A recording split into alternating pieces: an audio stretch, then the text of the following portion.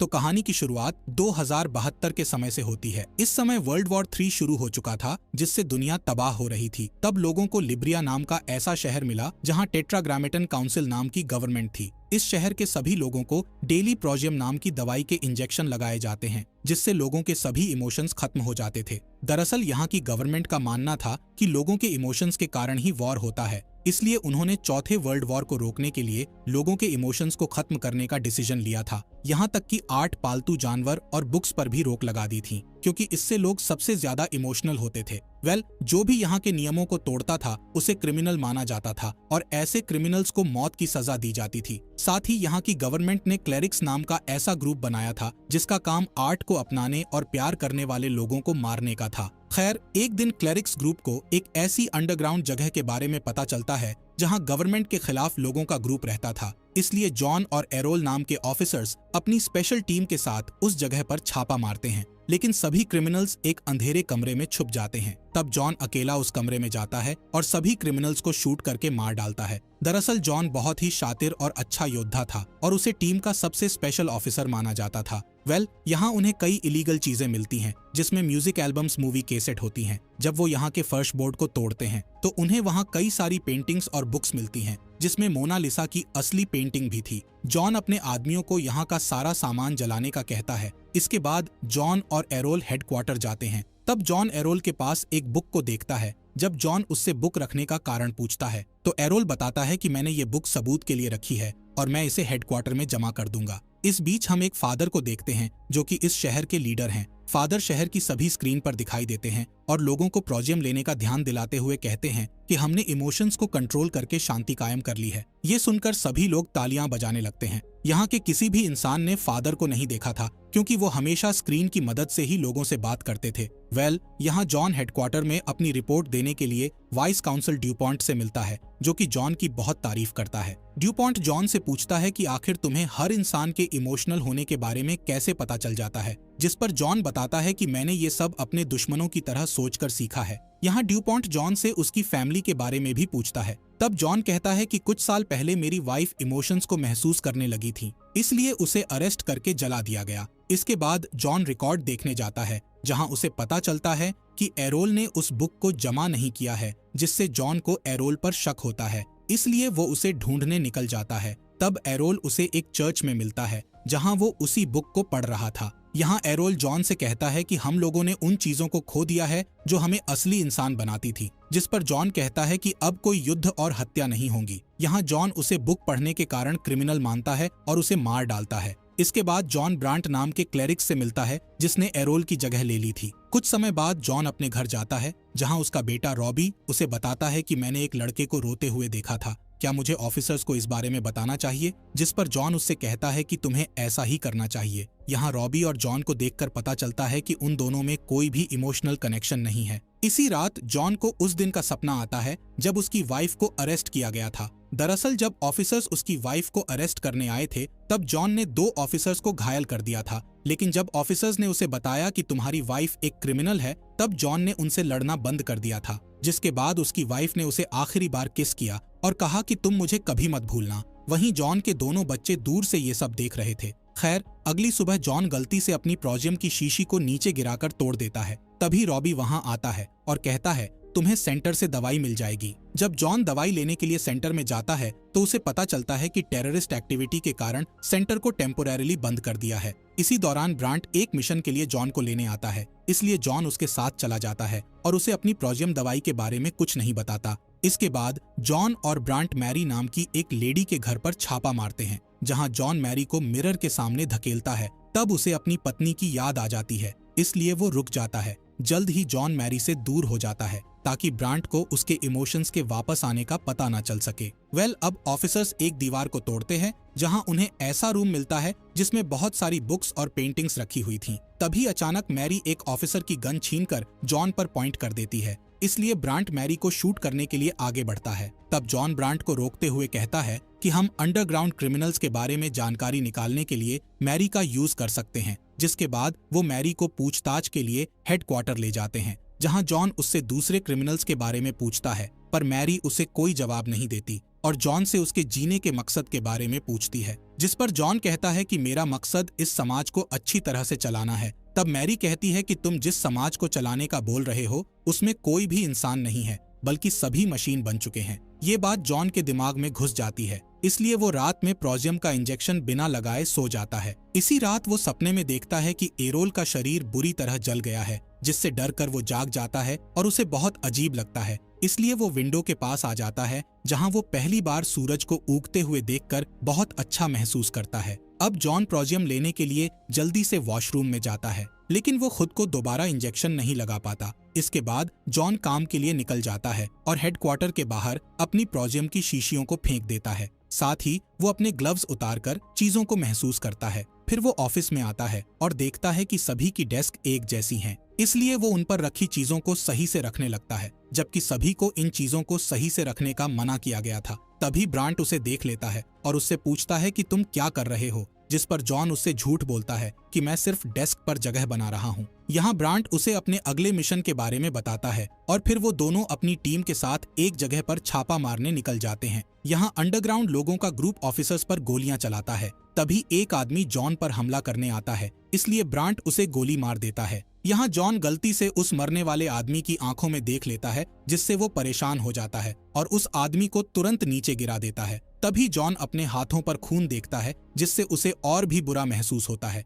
जबकि दूसरे ऑफिसर्स बिना किसी हेजिटेशन के उन सभी लोगों को मार देते हैं। जिसके बाद जॉन को इलीगल चीजों से भरा एक रूम मिलता है, जहां वो एक म्यूजिक को सुनकर इमोशनल हो जाता है और रोने लगता है। इसके बाद उसकी टीम वहां के सभी सामान को जला देती है। तब ब्रांट नोटिस करता है कि जॉन ने एक बुक को अपने पास रख लिया है, इसलिए वो उससे बुक रखने का कारण पूछता है, जिस पर जॉन कहता है कि ये बुक मैंने सबूत के लिए रखी है। इसी दौरान एक ऑफिसर अनाउंस करता है कि हमें यहाँ पपी डॉग मिले हैं। तब ब्रांट सभी कुत्तों को मारने का आदेश देता है, लेकिन जॉन ऐसा करने से मना करता है, जिससे ब्रांट उससे ऐसा न करने का कारण पूछता है, पर जॉन कोई कारण नहीं बता पाता। इसलिए ब्रांट उन्हें शूट करके मरवाने लगता है। तब एक पपी जॉन के पास आता है, जिसे जॉन उठा लेता है। ये देखकर एक ऑफिसर उससे पपी छीनने लगता है, जिस पर जॉन कहता है कि पपी से बीमारियां फैल सकती हैं, इसलिए हमें इस पपी को टेस्ट करने लिए रखना होगा। ये कहकर वो पपी को अपने साथ ले जाता है। कुछ समय बाद जॉन ड्यूपॉन्ट से मिलता है और उससे कहता है कि हमें अंडरग्राउंड हुए लोगों को मारने की बजाय उन्हें गिरफ्तार करके उनसे पूछताछ करनी चाहिए। तब ड्यूपॉन्ट कहता है कि ये फादर का आदेश है, इसलिए हमें सभी बागियों को खत्म करना होगा। इसके बाद जॉन मैरी के बॉक्स को देखने के लिए रिकॉर्ड रूम में जाता है, जहां उसे बॉक्स में एक रिबन मिलता है, जिसे वो अपने पास रख लेता है। इसी शाम जॉन उस पपी को छोड़ने के लिए जाता है, पर वो पपी जॉन से दूर नहीं जाता, इसलिए जॉन उसे अपने पास रखने का फैसला करके उसे कार की डिक्की में रख लेता है। इसी दौरान वहां ऑफिसर्स आ जाते हैं और जॉन की कार को चेक करने का कहते हैं। यहाँ एक ऑफिसर जॉन को पहचान लेता है, इसलिए वो जॉन से माफी मांगकर उसे जाने का कहता है, पर तभी ऑफिसर्स को उस पपी के चिल्लाने की आवाज आती है, इसलिए वो जॉन की कार को चेक करते हैं, जिसमें वो पपी को देख लेते हैं, इसलिए वो उसे अरेस्ट करने का कहते हैं। तब जॉन सभी ऑफिसर्स से लड़ता है और उन्हें मार डालता है। अगली सुबह जॉन अपनी प्रोजियम शीशियों को मिरर के पीछे छिपा देता है और फिर हेडक्वार्टर जाकर अपनी तलवार से प्रैक्टिस करने लगता है। तब ब्रांट भी उसके साथ प्रैक्टिस करता है, जिस दौरान ब्रांट जॉन से कहता है कि कल रात हमारे ऑफिसर्स को किसी ने मार दिया है, इसलिए अब फादर सभी अंडरग्राउंड लोगों को जल्द से जल्द मारने का बोल रहे हैं। यहाँ पता चलता है कि ब्रांट को जॉन पर शक हो गया है कि वो फीलिंग्स महसूस कर रहा है।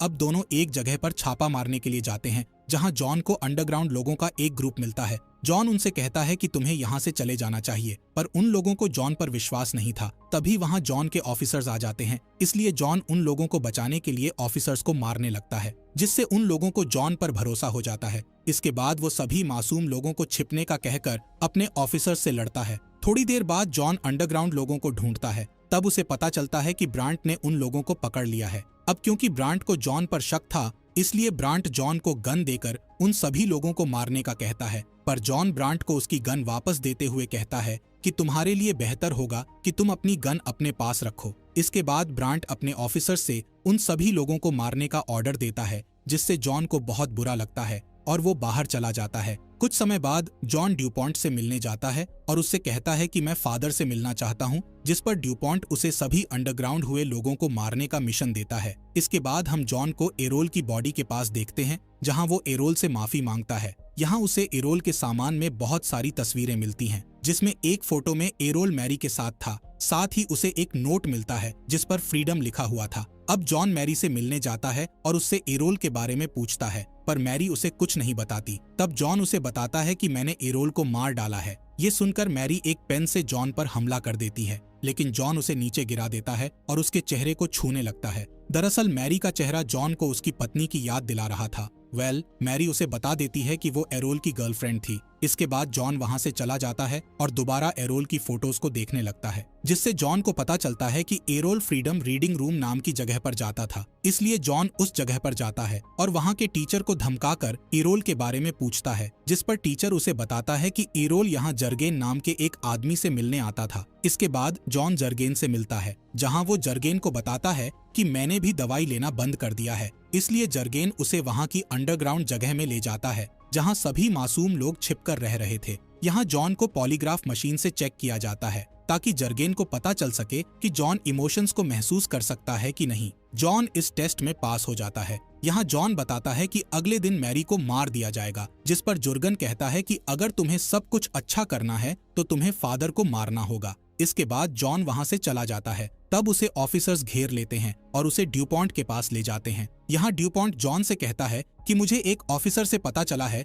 कि तुमने प्रोजियम लेना बंद कर दिया है और तुम अंडरग्राउंड लोगों से मिलते हो। जिस पर जॉन कहता है कि मैं अंडरग्राउंड लोगों से कांटेक्ट करने की कोशिश कर रहा हूँ, ताकि मैं जल्द से जल्द उन्हें मार सकूं। इसके बाद जॉन अपने घर जाता है और अपनी दवाइयों को छिपाकर अपने बच्चों को सोता हुआ देखता है। यहाँ वो अपने बच्चों के सिरिंज बॉक्स को देखता है। तभी रोबी जाग जाता है और उससे पूछता है कि तुम क्या कर रहे हो। तब जॉन कहता है कि मैं चेक कर रहा था कि तुम अपनी दवाई टाइम से ले रहे हो या नहीं। जिसके बाद रॉबी जॉन को पिता कहकर बुलाता है और वापस सो जाता है। यहाँ जॉन बहुत हैरान होता है, क्योंकि पहली बार रॉबी ने उसे पिता कहकर बुलाया था। अगले दिन जॉन मैरी से मिलता है, जहां मैरी को महसूस होता है कि जॉन इंजेक्शन नहीं ले रहा है, इसलिए वो जॉन का हाथ छूती है। जिसके बाद जॉन जर्गेन से मिलता है और उससे कहता है कि फादर को मारना नामुमकिन है, क्योंकि उन्हें देखने की परमिशन किसी को नहीं है। जिस पर जुर्गन कहता है कि तुम अच्छे योद्धा हो, इसलिए तुम्हारे लिए फादर को मारना आसान है। साथ ही वो कहता है कि अगर तुमने फादर को मार दिया तो मैं अपने लोगों के साथ मिलकर प्रोजियम लैब्स को खत्म कर दूंगा, जिससे लोग फिर से फीलिंग्स और इमोशंस को महसूस कर सकेंगे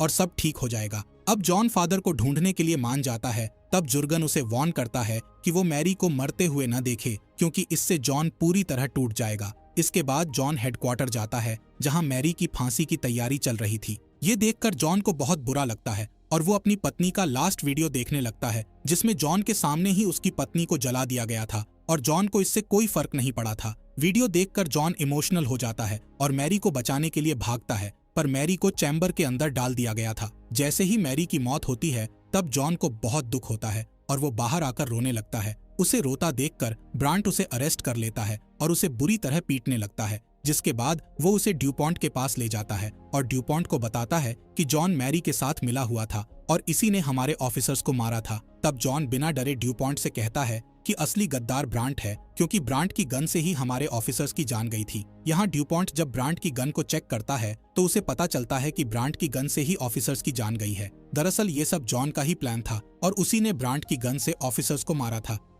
अब ब्रांट को अरेस्ट कर लिया जाता है। साथ ही ड्यूपॉन्ट जॉन से उसके घर की तलाशी लेने का कहता है, जिस पर जॉन उससे फादर से मिलने का कहता है। इसके बाद जॉन अपने घर की तलाशी से पहले अपनी प्रोजियम शीशियों को छिपाने के लिए घर जाता है, पर उसे मिरर के पीछे उसकी शीशियां नहीं मिलती हैं। तब रॉबी बताता है कि मैंने पहले ही तुम्हारी शीशियों को छिपा दिया है। साथ ही वो बताता है कि मैंने और मेरी बहन ने माँ के जाने के बाद से ही प्रोजियम इंजेक्शन लेना बंद कर दिए थे। इस बात से जॉन खुश होता है और फिर अंडरग्राउंड लोगों से मिलने निकल जाता है। यहाँ वो जुर्गन को अपना प्लान बताता है कि उन्हें अपने आप को सरेंडर करना होगा। इसके बाद जॉन हेडक्वार्टर में अंडरग्राउंड लोगों के बारे में बताता है। तब ऑफिसर्स उन लोगों को अरेस्ट करके अपने साथ ले जाते हैं। इन लोगों के अरेस्ट होने पर ड्यूपॉन्ट जॉन से खुश हो जाता है और उसे फादर से मिलवाने का कहता है, पर फादर से मिलने के पहले जॉन का पॉलीग्राफ टेस्ट किया जाता है। इसी दौरान वहाँ ब्रांट भी आ जाता है, जिसे देखकर जॉन चौंक जाता है। थोड़ी देर बाद स्क्रीन पर फादर आते हैं और बताते हैं कि ब्रांट की गिरफ्तारी हमारे प्लान का हिस्सा थी। साथ ही वो रिवील करते हैं कि हम सालों से अंडरग्राउंड लोगों को पकड़ने की कोशिश कर रहे थे। तब हमें लगा कि उन्हें पकड़ने के लिए उनके जैसी सोच वाले इंसान की जरूरत है, इसलिए हमने तुम्हारा यूज करके सभी अंडरग्राउंड लोगों को पकड़ लिया है। दरअसल जॉन की दवाई ना लेने के बारे में ड्यूपॉन्ट जानता था, लेकिन फिर भी उसने जॉन को अरेस्ट नहीं करवाया था, क्योंकि वो उसकी मदद से अंडरग्राउंड लोगों को पकड़ना चाहता था। तभी स्क्रीन पर फादर की जगह ड्यूपॉन्ट दिखाई देने लगता है, जिससे पता चलता है कि फादर की कई साल पहले मौत हो गई थी और अब उनकी जगह ड्यूपॉन्ट ने ले ली थी, और ड्यूपॉन्ट फादर की रिकॉर्डिंग का यूज करके सभी को धोखा दे रहा था। इस बात से जॉन को बहुत गुस्सा आ जाता है और वो अपनी छिपाई हुई गन से सभी को मार डालता है। तब स्क्रीन पर ड्यूपॉन्ट उससे कहता है कि मैं जल्द ही तुम्हारे पास आ रहा हूँ, जिसके बाद जॉन वहाँ के सभी गार्ड्स को मारते हुए ड्यूपॉन्ट को ढूंढने निकल जाता है। कुछ ही देर में वो ड्यूपॉन्ट के पास पहुंच जाता है, जहां ब्रांट भी मौजूद था। तभी वहां ड्यूपॉन्ट के गार्ड्स आ जाते हैं और जॉन पर हमला करने लगते हैं, जिससे जॉन सभी को अपनी तलवार से मार देता है। इसके बाद ब्रांट उससे लड़ने के लिए आगे बढ़ता है। तब जॉन ब्रांट का चेहरा काट कर उसे भी मार डालता है। ये देख ड्यूपॉन्ट अपनी गन से जॉन पर हमला करता है, जिससे बचते हुए जॉन भी उस पर हमला करता है और दोनों के बीच खतरनाक फाइट शुरू हो जाती है। जल्द ही जॉन ड्यूपॉन्ट पर हावी हो जाता है और उसकी गन छीन लेता है। तब ड्यूपॉन्ट उससे अपनी जान की भीख मांगता है और कहता है कि मैं भी इमोशंस को महसूस कर सकता हूँ, लेकिन जॉन उसकी कोई बात नहीं सुनता और उसे गोली मारकर मार देता है। अब जॉन फादर की उन सभी मशीनों को खत्म कर देता है जिनसे वो लोगों को मैसेज दिया करते थे। मूवी के अंत में सभी अंडरग्राउंड लोग अपने आप को आजाद करके सभी प्रोजियम लैब्स को तबाह कर देते हैं। साथ ही वो ड्यूपॉन्ट के गार्ड्स को मारकर इस शहर को पहले जैसा बना देते हैं, जिससे अब सभी लोग मशीनों की तरह नहीं बल्कि इंसानों की तरह जी सकेंगे। इसी के साथ इस मूवी का यहीं पर एंड हो जाता है।